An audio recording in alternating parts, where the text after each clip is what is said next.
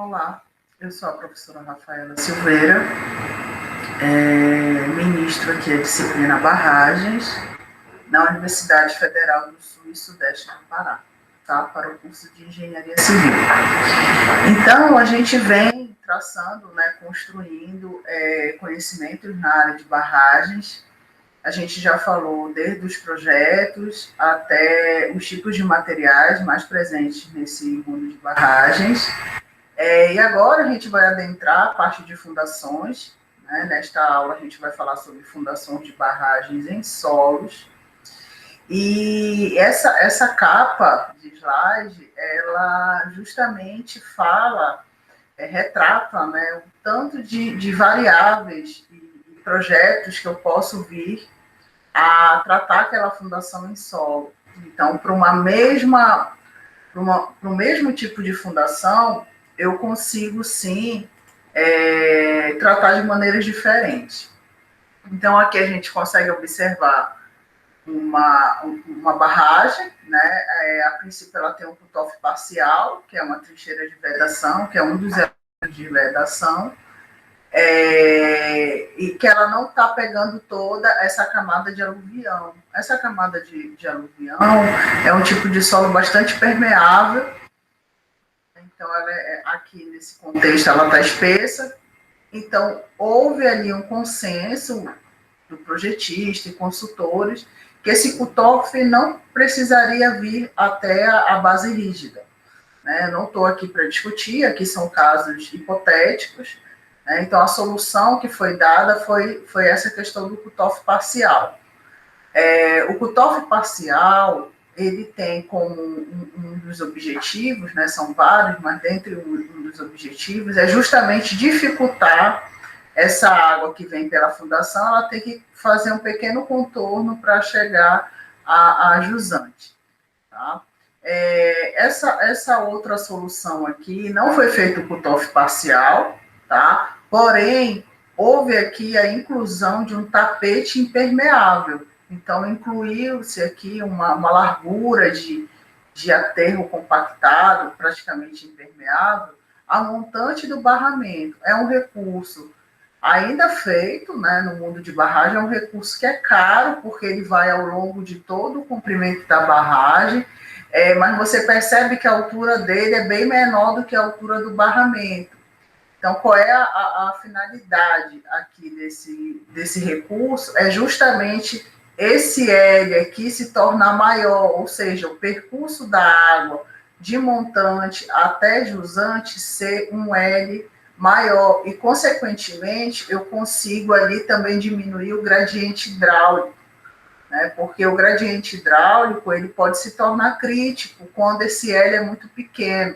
Se a gente for lembrar lá do conceito de gradiente, a ΔH, é a diferença de nível ali, no caso, montante jusante dividido por L. Então, quanto maior esse L, que é essa distância, no caso aqui, com tapete parcial é daqui até aqui, ela é maior do que se fosse daqui até aqui. Então, quando há um incremento, né, desse L, o que vai acontecer com o gradiente? Ele vai diminuir. Então, para a barragem, isso é muito bom. Por quê? Para a barragem, eu não quero trabalhar com gradiente hidráulico crítico, porque, sim, eu posso ter problema de pipe, que é uma das principais patologias que eu tenho nesse tipo de construção, de barramento, que é o carreamento de finos. Então, ao longo do tempo, sim, vai me trazer uma problemática bastante ruim. E para a mesma seção desse barramento, não lancei mão do cut-off parcial, não lancei mão do tapete impermeável, porém, aqui utilizou-se o filtro horizontal, né, geralmente com areia, em contato com a fundação em areia, e o filtro de pé, o dreno de pé. Né? Assim, a princípio eu vejo essa solução não muito viável, porque acaba que essa areia ela vai ter que ser mais permeável do que essa aqui. Né? Eu acredito que vai, sim, gerar um gradiente hidráulico bastante elevado, podendo, enfim, ter problemas com gradiente crítico. Porém, se bem caracterizada essa areia, tanto do filtro de pé quanto do filtro horizontal, pode ser uma boa opção. Né? E aqui, no caso, o que está se trabalhando é um poço de alívio, que a gente vê que é um poço, né, que vai desde da base da barragem, pegando toda a camada de aluvião até chegar à base rígida. Então, são poços executados ao longo de todo o comprimento da barragem. Então, tem que ver a questão do espaçamento, da profundidade. Aqui já está claro que é até a base rígida. Então, a gente sabe que no projeto é tudo muito bonitinho, retinho, mas na prática esse perfil, né, dessa base rígida, que deve ser a rocha, ela deve mergulhar em algum ponto e sobressair em outros. Então, deve ser variável essa profundidade do poço de alívio. E a função do poço de alívio aqui é captar, né, também toda essa água que vem pela fundação, já que é um aluvião. Então, pensem comigo, se aqui é uma barragem de solo compactado, onde tem uma permeabilidade baixa, a água não vai querer passar aqui pelo meio, ela vai querer passar pelo aluvião, que tem uma permeabilidade mais alta. Então, a partir do momento que ela encontra esse poço de alívio, que ele precisa, sim, ser furadinho, né, corrugado, essa água vai entrar, né, e vai extravasar aqui no filtro de pé. E aí tem um controle rígido em relação à medição de vazão aqui dessa água que está vindo, sentindo um montante jusante. Então, aqui são situações hipotéticas, mas que sim acontecem. É claro que se for da opinião de um projetista, de um construtor, do dono da obra, ele vai fugir desse tipo de fundação, que é um aluvião. Então, quando a gente já vê um aluvião, a gente já fica um pouco receoso. Porém, tem situações que não há como mudar. Né? O eixo da barragem é ali, não tem para onde mudar, então você tem que conviver com aquele tipo de fundação. Mas não dá para conviver sem dar um tratamento ideal ali para aquela fundação, né? E somente executar o aterro que é daqui para cima. Então, tem que sim ter essa preocupação. Então, como introdução, né, o que eu consigo perceber, não só eu, mas a literatura em si, né, que o estudo geológico e geotécnico, eles são tão importantes quanto os estudos topográficos e hidrológicos num projeto, numa execução e segurança de barragem. O que quer dizer isso? Que sem a prévia dos estudos geológicos, como as sondagens, né, a percussão, a sondagem ali rotativa, que é mais ligada à rocha, a caracterização daquele solo de fundação por meio de ensaios de laboratório, enfim, granulometria, limite, resistência ao cisalhamento, adensamento. A gente tem que perceber que, no caso, a resistência ao cisalhamento, eu vou ali também avaliar o talude daquela minha barragem. O adensamento, eu posso sim avaliar tanto a fundação, né, porque ela vai receber uma carga muito elevada com a construção da barragem, para avaliar recalques, deformação, e triaxial, né, para avaliar todo o estado de tensões ali, tanto da fundação quanto do barramento. Então, tudo isso tem que ser muito bem traçado anteriormente à construção. É claro que numa obra de barragens, esses estudos eles não acabam antes da construção. É mais efetivo antes, mas durante a construção ainda se vê muitos projetos de investigação geotécnica, geológicas, sondagens. Então, às vezes, pode causar até uma estranheza de estar acontecendo aquilo. Mas se a gente for parar para pensar, quando se fez antes da obra, né, todos esses estudos, aquela região ali, ela não estava ainda, por exemplo, livre para você fazer, ainda tinha muita vegetação. Então, que dificulta até a expressão visual daquele tipo de fundação. Então, quando você inicia a obra, é que você vai ter um apanhado realmente um pouco menor do que tem ali naquela fundação. Então, a lição, né, que eu vejo assim que é para a vida, é que independente do tamanho de uma barragem, é necessário exaustivamente aquela fundação ser investigada e ser muito bem caracterizada. Né? Porque o que se percebe é sempre fazer uma relação que a investigação é um custo, né? É algo ruim, é algo que eu vou gastar mais.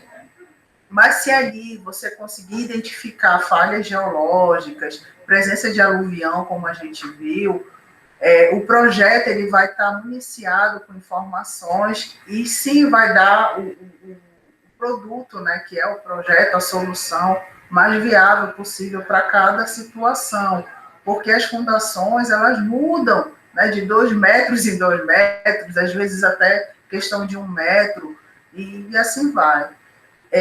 Outro ponto que eu coloco aqui como importante é em relação às ombreiras, né, as regiões onde há o final desse barramento. Então, sempre eu trabalho ali com ombreira esquerda e direita, dependendo do fluxo, né, daquele reservatório. E são regiões bastante perigosas, porque as ombreiras, geralmente, elas estão numa posição mais alta, topograficamente, numa cota mais alta, e aí elas também têm pouca altura, então elas têm pouco peso para sustentar todo aquele fluxo pela ombreira. E quando você, no meio ali de uma obra, né, você está com esse problema de fluxo na ombreira, praticamente ninguém consegue dormir direito, porque é algo muito complexo. E que você, muitas vezes, está tendo fluxo na ombreira, porque já teve o enchimento do reservatório. Ou é por outra situação, mas a preocupação é quando já está cheio o reservatório, ou em fase de enchimento. Porque e aí, o que você vai fazer? Não dá para fazer nada montante, você vai ter que tratar na solução ajusante. E a gente vai ver também algumas situações de tratamento ajusante, mas é algo que você não estava esperando, que não estava orçado no projeto. E falando um pouco mais dessa questão da investigação na fundação, né, principalmente para avaliar a capacidade de suporte daquela fundação. Aquela fundação, ela tem capacidade para segurar todo aquele aterro de 80 metros de altura, de 100 metros, de 30 metros, de 10 metros. Ela não vai ter um recalque muito exagerado. Então, tudo isso tem que ser feito anteriormente. E nós temos programas muito bons para fazer isso. Só que o que é interessante? Entrar nesses programas não adianta só entrar e achar que sabe tudo. Não, eu preciso dos dados primários daquele solo, porque cada solo é um solo, então eu preciso de ensaios de laboratório. Então a melhor coisa é ter o cruzamento dessas informações de ensaio de laboratório, e aí eu vou ter os dados primários, seja de cria, permeabilidade, resistência ao cisalhamento, coesão, ângulo de atrito, e para assim eu conseguir calcular essa questão da capacidade de suporte. Tá? Outra questão, assim, que é primordial para o estudo de barragem é a questão da permeabilidade daquela fundação. Né? A questão de fluxo no barramento é onde se tem mais problemas em termos de acidentes também de barragem, né? Então, jamais a gente pode esquecer de avaliar do ponto de vista de permeabilidade aquela fundação. Realmente determinar ali qual é aquele K, com coeficiente de permeabilidade da fundação. Porque aí, se ela tiver, por exemplo, muito elevado, eu vou ter que escavar ainda mais aquela região para encontrar um horizonte mais impermeável. Isso tudo gera-se custo, gera-se tempo para escavar.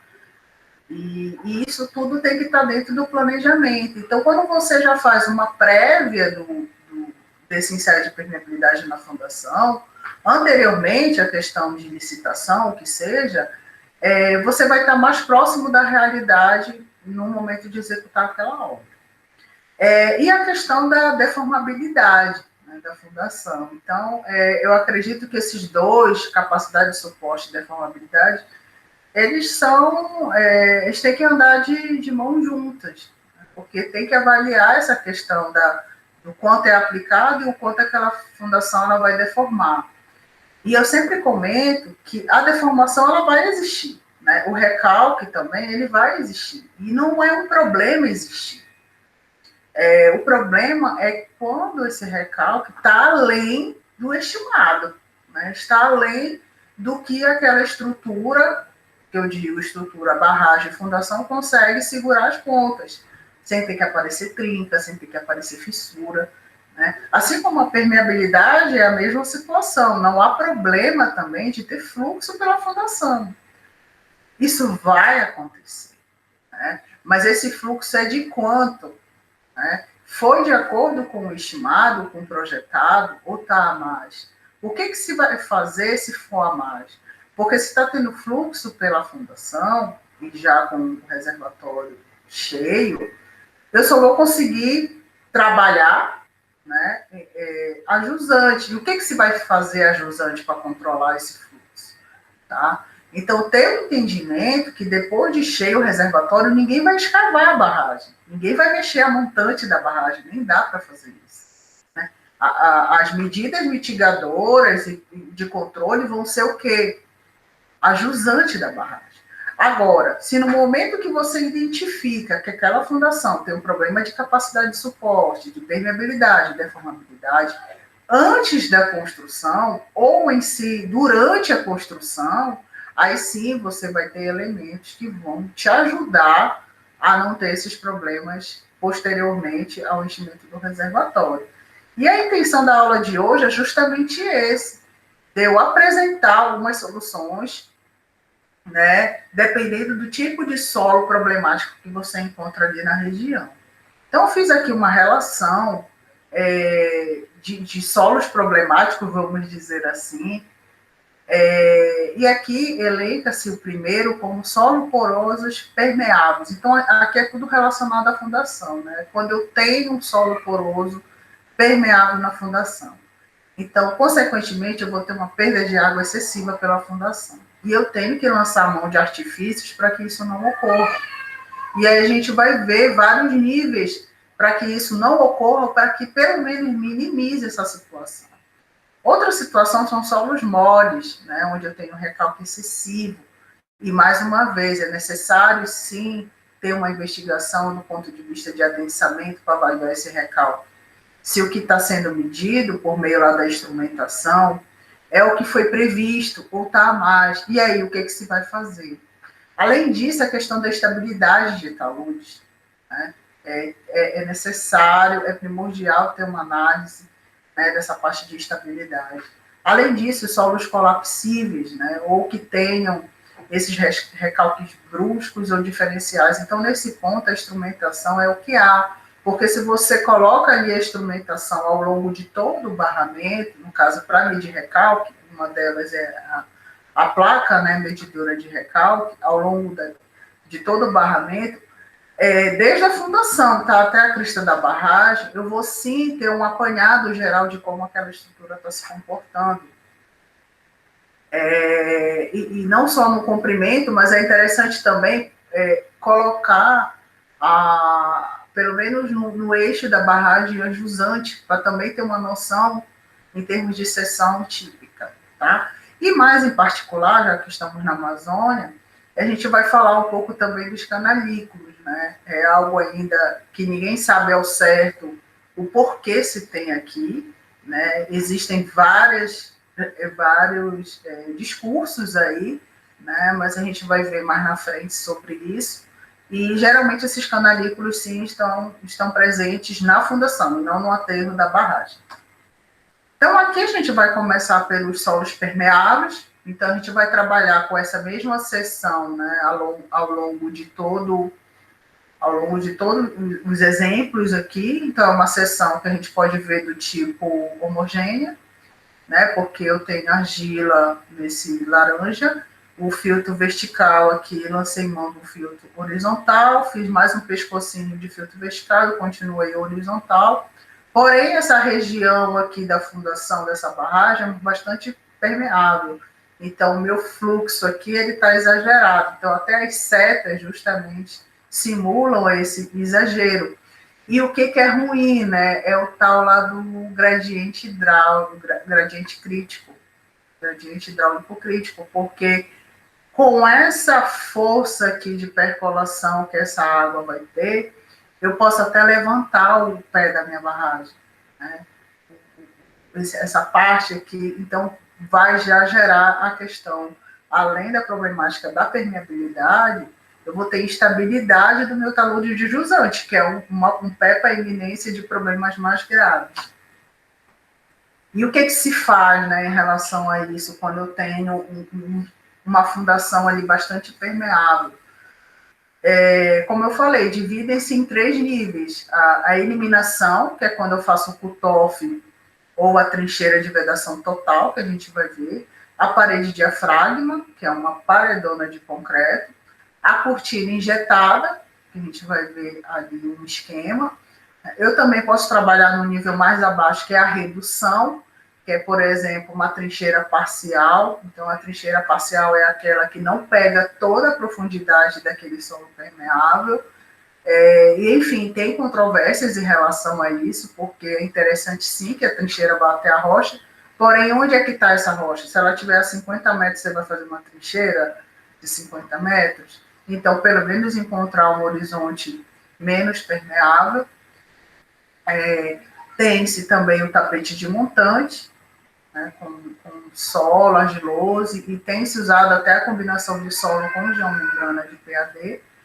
O controle, né, um nível onde você não lança a mão da eliminação e redução, mas você ali aquele dia que vai funcionar daquele jeito, com aquele fluxo exagerado, porém você lança a mão de elementos como dreno de pé, filtro invertido e poços de alívio, ajusante do barramento, e você vai controlando aquela situação por meio também de medidas de vazão, né, que são instrumentos que medem ali a vazão. A gente vai ter uma aula só sobre instrumentação, na verdade são 2, se eu não me engano, de instrumentação e depois segurança de barragens. E a gente vai começar com a solução da eliminação, né? Quando a gente vai conseguir eliminar esse fluxo exacerbado pela fundação. Então, tem-se primeiro a trincheira de vedação, que é esse elemento aqui em magenta, com magenta. Então, eu tenho a mesma seção aqui, e vamos dizer que a espessura da camada de solo permeável seja essa D. Então, eu vou construir aqui uma trincheira de vedação, que é com um solo margila, né, bastante impermeável, e a água, quando quiser passar aqui, ela vai encontrar uma dificuldade. Então, ela geralmente, essa trincheira ela ainda é feita com mais rigor em termos de permeabilidade, ou seja, ela ainda é mais impermeável do que esse material aqui. Ela pelo menos tem que ser igual, tá? Então, acaba que a água ela vai voltar para cá e vai pegar o fluxo dela normal, que é de entrar, né, chegar até o fito vertical e se direcionar para fora do barramento, com a ajuda ali do filtro vertical e horizontal. Em relação à ordem de grandeza, né? Existem muitas perguntas em relação, mas essa espessura. Então, aqui, gente, é uma noção, não estou dizendo que é para ser assim. Então, esse D geralmente é 0,3 de H, isso é a literatura que fala, o próprio professor André Assis, essa é uma referência dele, né? E esse dele tem que ser menor que 35 metros, eu ainda acho um pouco exagerado, né? Eu cheguei a ver trincheiras de 15 metros, essa profundidade, esse D aí, tá? Porque a gente tem que pensar também que eu vou ter uma inclinação de talude. Então, se é 35 metros, essa inclinação de talude vai ser 1:2, o quanto vai tomar aqui de material, porque não dá para fazer verticalizado nessa trincheira. Uma outra opção, gente, e aí tem que contar, claro, com a questão do planejamento e orçamento, é a parede diafragma, né? A parede diafragma, ela é uma solução, estou falando viável tecnicamente, ela é uma solução bastante cara, mas quando essa camada aqui de fundação dessa barragem, né, for muito espessa, então, por exemplo, se eu tenho ali 50 metros de espessura, eu não vou fazer um cut-off de 50 metros de profundidade.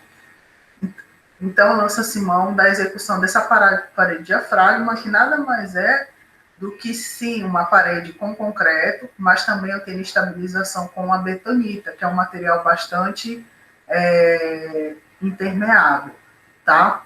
Então, é uma solução também. Eu não vou entrar aqui em relação ao método construtivo e nem custos, mas ela é bem mais cara do que o TOF, porque eu estou trabalhando ali com materiais que são industrializados, né, e não são materiais naturais como o solo. Lança-se mão também da opção de uma cortina injetada. Né? A cortina injetada, ela é interessante quando justamente essa camada de solo ela é muito espessa. E aqui a gente está falando da ordem de 100 metros, 200.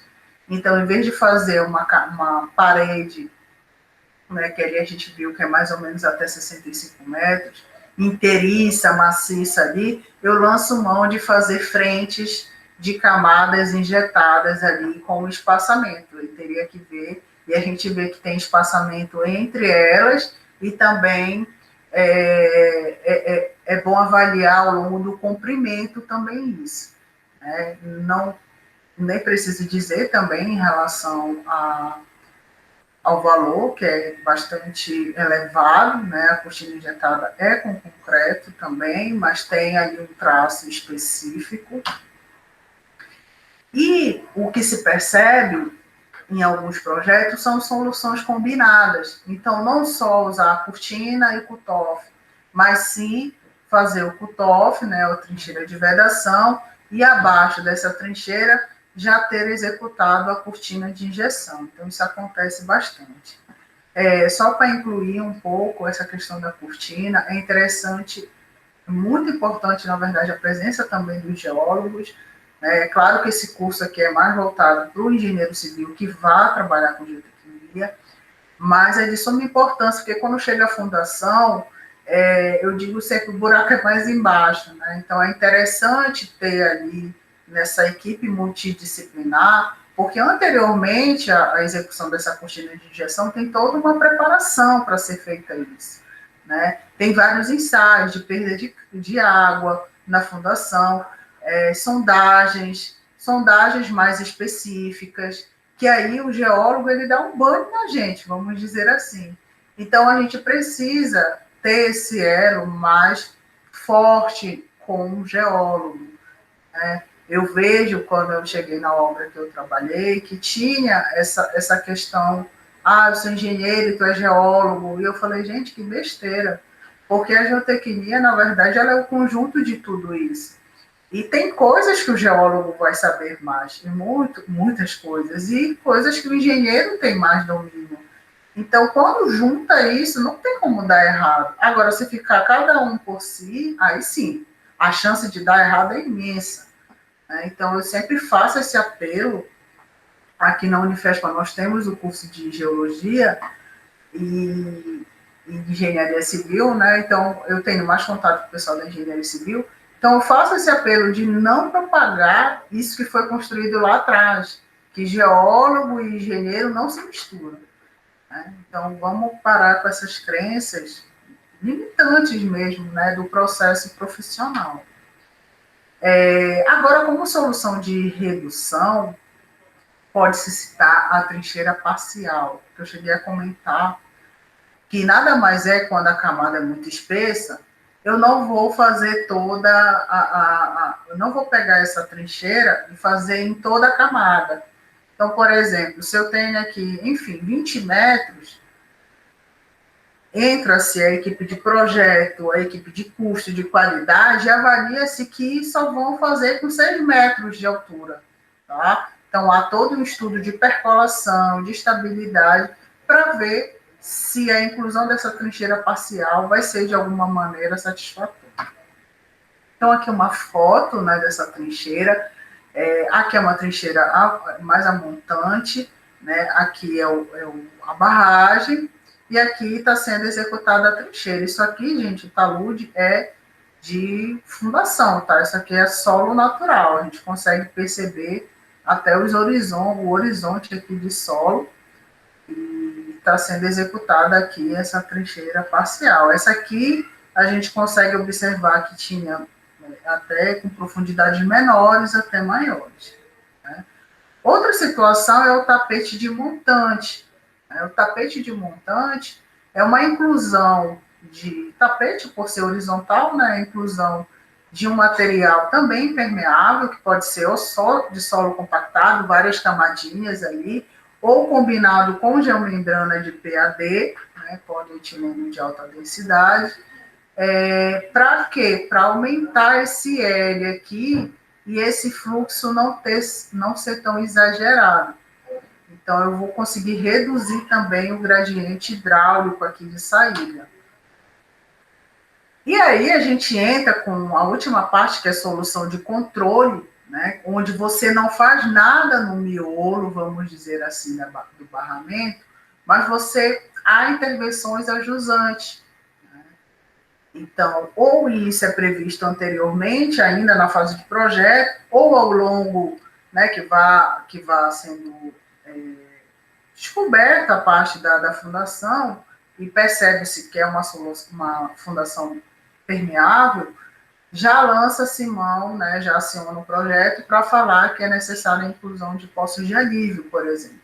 Né? Poços de alívio é aquele que vai ter profundidade variada até um horizonte mais impermeável, né, já que eu estou tratando isso aqui como permeável, então ele vai até um horizonte mais impermeável, é corrugado, então a água vai chegar aqui e vai ser expelida aqui por esse poço de alívio.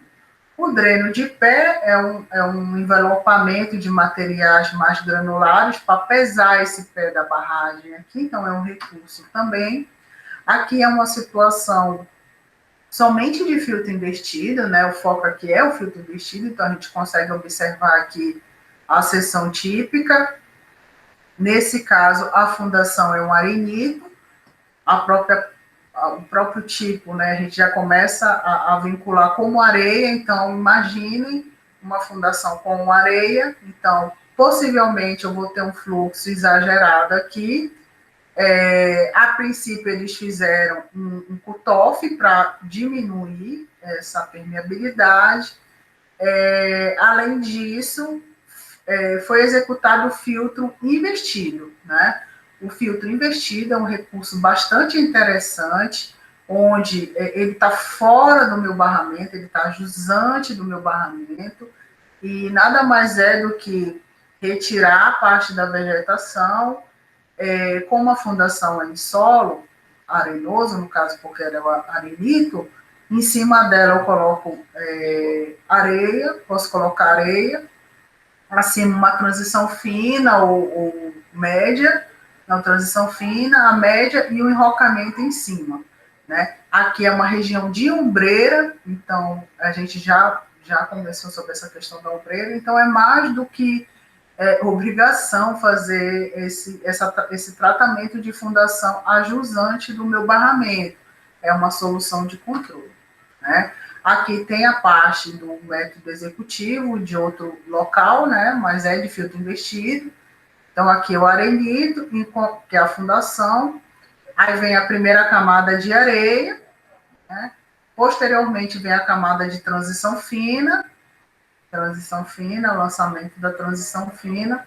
E aí é necessário que o projeto também avalie, vai deixar só na transição fina, e o problema é a transição fina, ela não pode ser carreada pela chuva, então vamos colocar também um enrocamento em cima para proteger. Então, isso tudo é específico de cada projeto. Aqui é uma solução combinada de filtro investido com poços de alívio, me agrada muito isso, porque se você está ali com uma fundação em arenito, é uma fundação bastante permeável, né? E você faz todo esse trabalho aqui, a jusante desse barramento, olha só, eu estou fora, tem um offset fora desse barramento, então lanço mão aqui, a gente pode perceber areia, transição fina em cima, enrocamento para proteger contra ações de chuva, e também aumentar aqui essa região de permeabilidade, isso é bom. Né?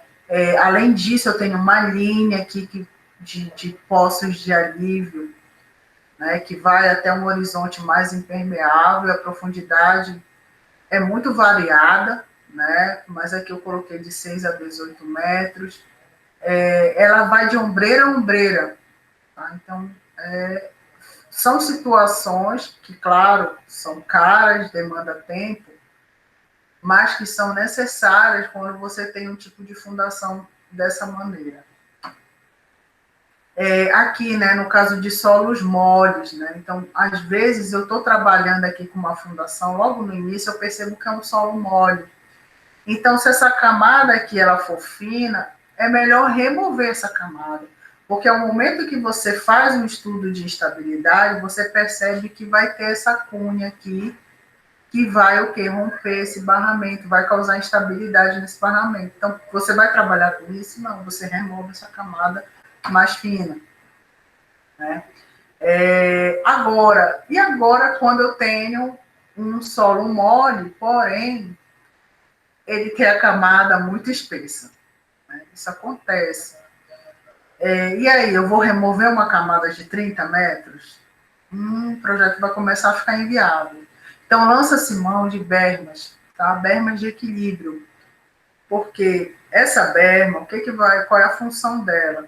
No momento que esse talude quiser rotacionar, né, nesse caso, formar essa cunha aqui circular para escorregar, essa berma de enrocamento, né, jusante, ela vai pesar. Então, eu vou ter uma força aqui nesse sentido de cima para baixo que vai controlar essa força aqui do quê? De baixo para cima. Então, dimensionar essa berma para que ela tenha mais força a contrapor esse movimento de escorregamento desse talude de jusante, né? Então, isso é importante ser feito aí. Outra situação de um solo mole, primeiro, né, eu vou ter muitos problemas com recalque. Então, o que se faz? Quando a camada é muito espessa, eu posso lançar mão de drenos verticais. É interessante que seja anteriormente à execução do aterro.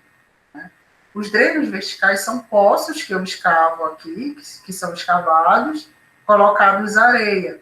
Então, a água presente, que o solo mole, uma das características dele é a presença maçante de água, essa água ela vai direcionar para dentro da facilidade, que é a areia. Né? Então, para cada poço desse é calculado esse espaçamento, né? Tem um cálculo específico para isso. Então, a água que está aqui vai migrar para cá. A água que está aqui vai migrar para cá. E assim sucessivamente, né? E aí, depois, antes de construir isso aqui, eu lanço mão de um tapete aqui de areia, para essa água subir por capilaridade, aí eu removo essa areia. Então, consequentemente, aquele solo mole que estava anteriormente, ele não vai ser tão mole assim. Então, ele vai me oferecer ali uma resistência a essa deformabilidade. Esse método executivo, ele ainda é muito moroso. Então, também lança-se mão do uso de geossintéticos. Então, em vez de preencher com areia, eu já lanço mão aqui de uma tira de geossintético, que tem a mesma função da areia, vamos supor, de absorver toda essa água, né? E ele é muito mais prático. E também tem regiões que essa areia ela não é abundante, então eu lanço mão do geossintético. Ele vai aumentar minha produtividade, porém vai aumentar meu custo. Isso estando numa planilha de orçamento, não há problema algum, né? Porque já se preveu que vai ter isso, então facilmente eu consigo contornar essa situação. Além disso, eu tenho essa questão dos solos colapsíveis, né? Em Brasília, eu tenho esse tipo de solo, porém, a gente consegue também oferecer a esse solo com uma compactação mais pesada, né? Com aquela. Quando eu imponho ali uma compactação onde eu não vou vibrar aquele solo de fundação, mas eu vou ter um peso ali, ou seja, por rolo mais pesado mesmo, porque tem características também de rolo que funcionam mais, compactam melhor com a vibração. Tem uns que é mais com um peso, que é com impacto, e tem uns que conseguem atender os dois. Então, uma das soluções, né, é um tipo de solo que a gente tem que fugir, mas nem toda vez é possível, mas é um tipo de solo que existe esse tipo de controle, tá? E aqui a gente chega, até coloquei Cananículos de Tucuruí, mas tem outras barragens aqui que tivemos também problemas com cananículos, né? E nada mais é do que vícios que eles podem ter menos de 1 centímetro de diâmetro e a gente não sabe a profundidade, que ele não é retilíneo, ele geralmente ele tem um caminho próprio, né, ele tem vida própria. Então aqui a gente consegue observar pelo menos os 10 centímetros aqui de diâmetro, um aqui até maior, né? A gente não sabe se é proveniente de raízes que foram deterioradas ao longo do tempo e formou-se esses sulcos, ou se são animais. O problema é que são muitos, né?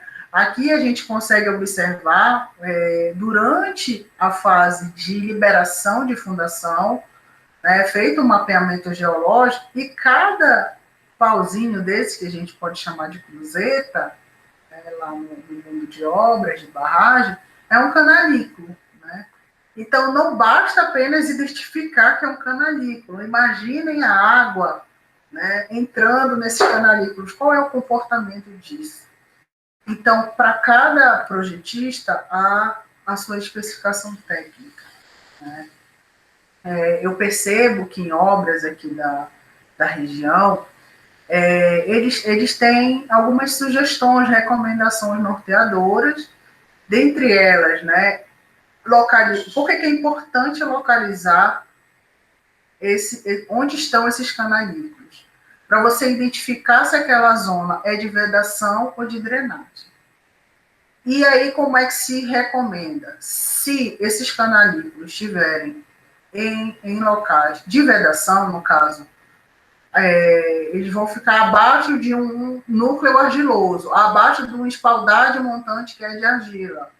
Então, vocês têm, se tem que incluir, né, colocar ali dentro daquele cananículo, até extravasar, um material que seja vedante, tá?